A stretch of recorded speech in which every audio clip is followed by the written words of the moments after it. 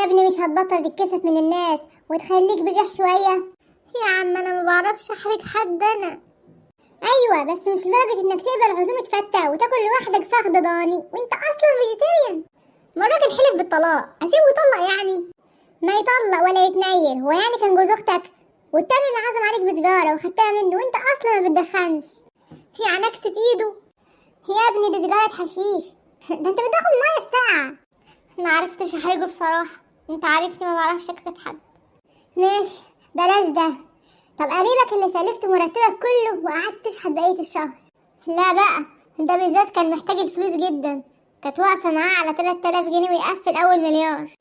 طب وديدي اللي اتجوزتها أول امبارح دي كمان صعبت عليا قوي، أصلها قالت لي أنا مفيش أي راجل عرفني عشان يتجوزني، كلهم كانوا بيتسلوا.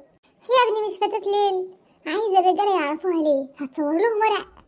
خلاص بقى، وراعي انها على ذمتي دلوقتي. طب والراجل اللي اتلخبط في العنوان ده ودخل شقتك من شهرين لسه قاعد عندك لحد دلوقتي؟ لا ده بعد جاب قرايبه، وانت بقى سبت لهم الشقة، امال يعني طردهم؟ انت شايف قليل الذوق؟